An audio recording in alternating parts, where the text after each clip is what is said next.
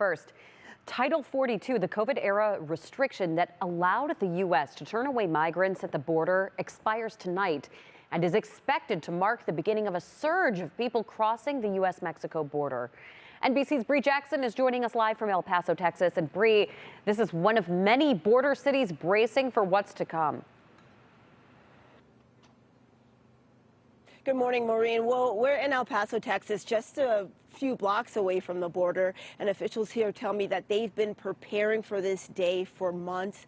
Officials here in El Paso, it's one of several border cities that have already declared a state of emergency even before Title 42 ends. The day has come when Title 42 comes to an end. The mayor of El Paso, Texas, tells me his border city is ready. We've been prepared for the unknown, and we still don't know what the unknown is because we don't know what will be coming. Migrant crossings are expected to surge when the COVID-era policy lifts late Thursday night. In preparation, the Texas National Guard is upping its presence at hotspots along the southern border and deploying a specialized unit trained in riot control. So this team is here to prevent, deter, and if necessary, interdict illegal activities. The Biden administration's plan includes encouraging migrants to apply for legal pathways to enter the U.S. The purpose of what we're doing now is making legal immigration more streamlined. And sending 1,500 additional troops to help Border Patrol process paperwork. Our plan will deliver results, but it will take time for those results to be fully realized. While also warning of tougher consequences for those who cross illegally. Do not risk your life and your life savings only to be removed from the United States. As more migrants make the journey to the border, the U.S. is bracing for chaotic and challenging times ahead.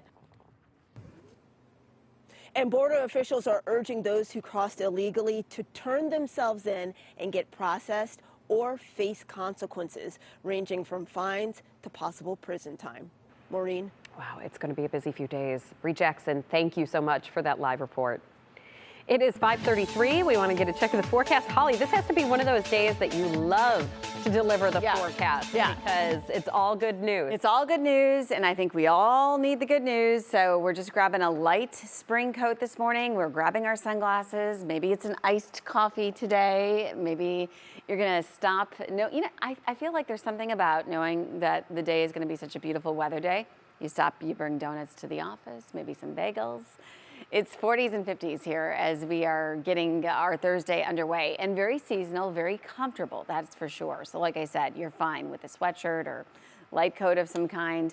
46 degrees right now in Medina. We're currently in the 40s in Worcester, also in Canton, Akron, seeing pretty much the same across the board. And it's just so peaceful. The winds are about 5-10 miles an hour sustained. So comfortable is definitely the word of the morning.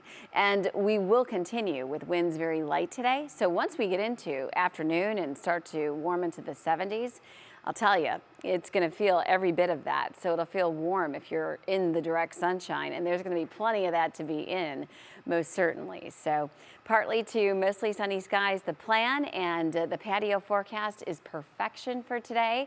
If it's outside for study halls, perhaps, or maybe just taking your laptop at work at the office outside for a bit, definitely take full advantage of this weather today.